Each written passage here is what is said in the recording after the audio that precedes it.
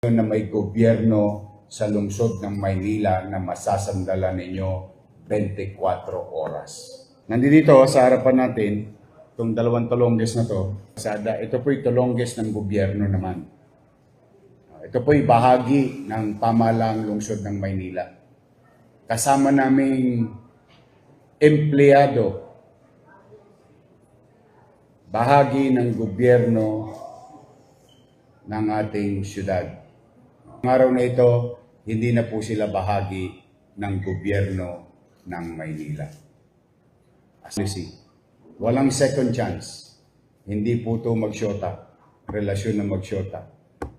That we will not tolerate the old ways o nangongotong na mga inaktuhan itong dalawang traffic enforcer natin na nagtayo ng toll gate, sarili nilang kumpanya. We've been going around the city the whole morning and maliwalas naman yung kalsada. Wala pa tayo nakikitang baha. Sana magtuloy-tuloy na. Mukhang gumagana na yung effort ng mga barangay, DPS, MMDA, yung declogging of our drainage. At, but while we're having a bad day, no, not really a bad day, but challenging day dahil sa ulan, sa weather. Ito naman, may isang concerned citizen, I think vlogger,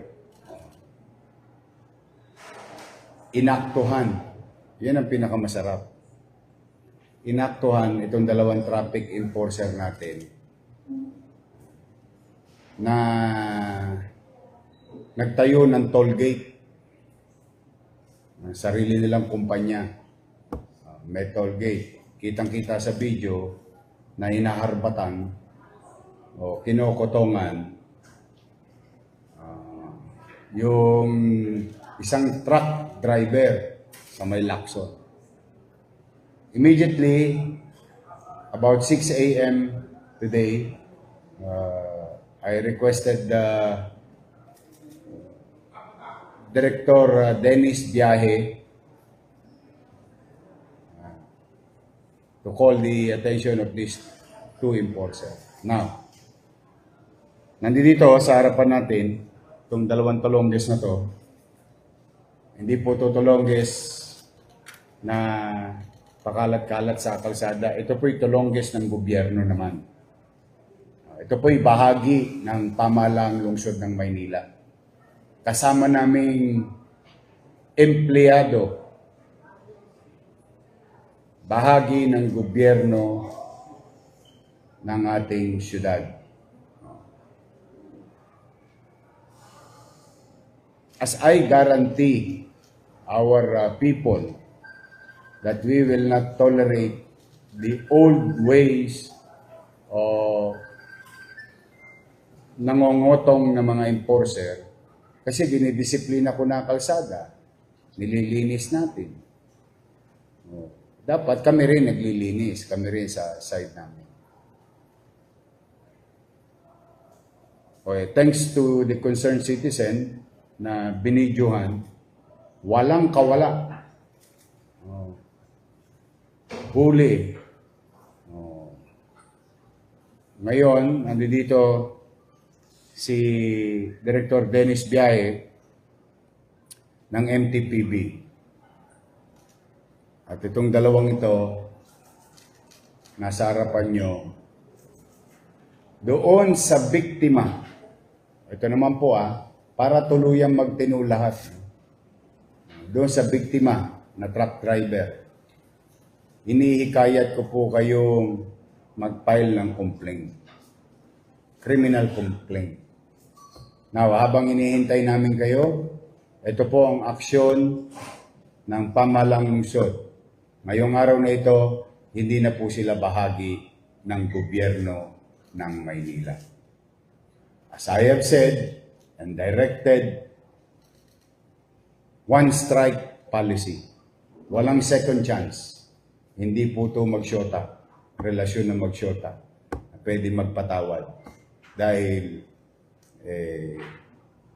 nagdidisiplina kami sa taong bayan, tapos sarili namin, hindi namin madisiplina.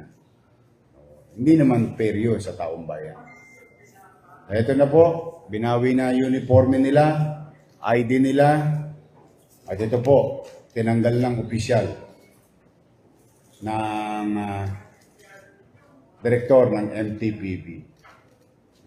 Kaya, ito'y maging halimbawa sa natitira pang 800 plus na traffic enforcer ng lungsod ng Maynila. People nowadays, ang taong bayan ay nagising na. Ang taong bayan natuto na. Ang taong bayan lumakas na ang loob, dala ng inaalaw nating pakinggan at tayo'y maabot ng taong bayan at masabi sa atin ang pang-aabuso sa kanila. Kaya maging takdang aral to sa lahat ng kawani ng pamahalaan. Kapag kayo'y may inapi, inabuso, inargabyado na mamamayan, hindi kami mangingimi na kayo ay tanggalin at kasuhan. Yan ay maging aral sa ating lahat. Tama na yung may sweldo tayo. Okay na yun. Nakakaraos tayo. May bonus pa yung mga yan eh. Sa totoo lang. In-implement ko yan nung unang termino ko eh. Yung commission nila eh. They get extra share. All they have to do is to assist and help people driving in the city of Manila. So doon sa netizen, thank you very much sa iyo, sa iyong pagmamalasakit sa ating pamayanan at pamahalang lungsod. And sa ating mamamayan naman, sa lungsod ng Maynila, ako po ay humihingi ng pasensya sa inyo. Pagpasensyaan nyo na kami, hindi namin maibigay sa inyo ang perpektong gobyerno. Hinihingi ko po ng tawad ang sitwasyon. Magkaganon man, umasa pa rin kayo. Kahit hindi namin ma-perfect ang gobyerno, lagi namin ipararamdam sa inyo na may gobyerno sa lungsod ng Maynila na masasandalan ninyo 24 oras. So muli, mga kababayan, nananawagan ako, patuloy niyong tularan ang ibang individual na ipinagmamalasakit ang ating lungsod. At ipinababatid sa amin yung mga abusadong empleyado ng City Hall ng Maynila. For now, this should be a lesson to everyone. Ano ngayon? 18? Di pa kayo, masyado kayo nainip ha? Atat na atat kayo. Kakasweldo lang nung akis. Hindi pa tayo nag-iinip. So ito po, muli, maraming salamat.